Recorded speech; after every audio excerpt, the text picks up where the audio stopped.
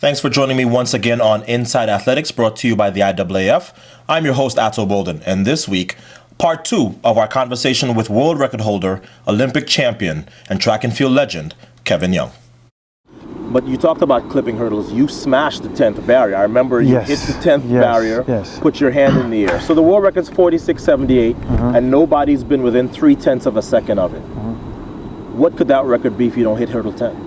47.5, I would say. 46.5. 46.5. And I would say if I had a clean race, the most interesting, one of the most interesting things that happened as those days had kind of went through was I actually felt that the fastest race I probably would have ran would have been that opening round. I remember running 48.76 in the opening round and shutting down early at 300 meters. Literally just a nice aggressive jog, finishing up the last 2 hurdles, and the juxtaposition of the numbers was pretty ironic. The fact that the 48.76 when I ran in the first round, I ended up running 46.78 in the final round.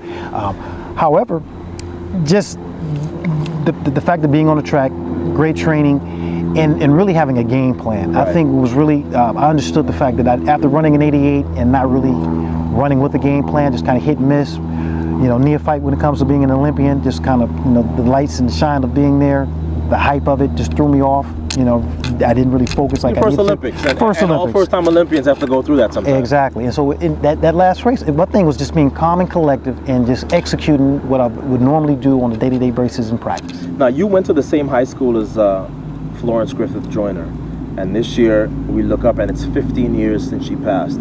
Tell us about some of your memories of FloJo. Great memories. My very first memory was when I was in high school at our awards banquet, and I was just coming around the corner being a letterman athlete at Jordan High School, and she shows up to our athletic banquet, and she's sitting there on the dais, and she's talking, and she's encouraging me then.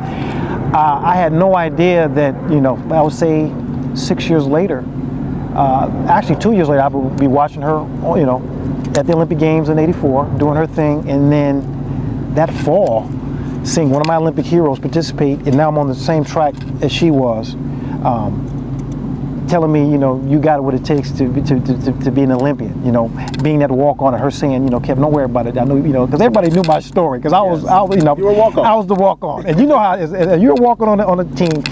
No respect whatsoever, and you want to be able to go to the equipment room and get those socks, to get that T-shirt, to get those shorts, to get that sweatsuit, to make that traveling team, as opposed to doing all the dual meets at Azusa and Mount Sac and Long Beach and San Diego.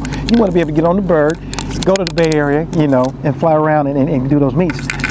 She always had great things to say about me, and I always had this connection with FloJo that I didn't even know I had. One of the simple fact, me and her little brother used to do knucklehead stuff back when I was in junior high school. I had no idea he was her little brother, Eugene, until I went to her funeral back in '98. And I'm seeing a young man that was bringing these fond memories, and I'm like, man, I know you from somewhere.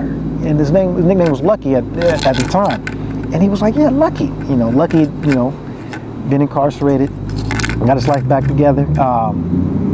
And he was like, Kevin, Dee Dee was my big sister. And I'm like, who's Dee Dee? I didn't know. Right. And he told me Dee Dee was the family name. And we both of us just kind of broke down. And because I knew of the hardships growing up in Watts and dealing with it, Eugene kind of got a little carried away into it.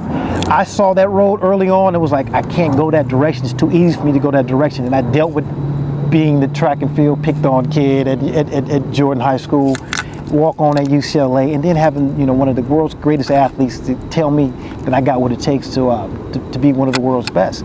And sure enough, I watched her exploits in '88, gave her that flag when she paraded around the track on the cover of Sports Illustrated with the big flag. And I remember the times going to her house in Mission Viejo, hanging out with her and Al, and eating pizza.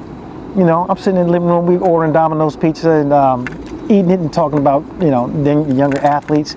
And I really do miss those fond memories of FloJo, because it's funny, because then world-class athletes, I would kind of say, rub elbows with the lower tier athlete, I guess you could say at the time. We embarked and gave other athletes all this great advice.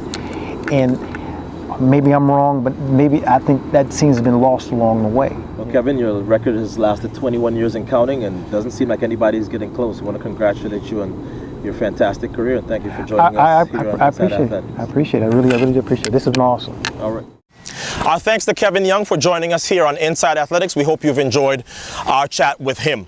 Now, on your screen, you can see how you can contact us, as usual, via Facebook, Twitter, and email. We thank you for watching, and we'll see you next time here on Inside Athletics.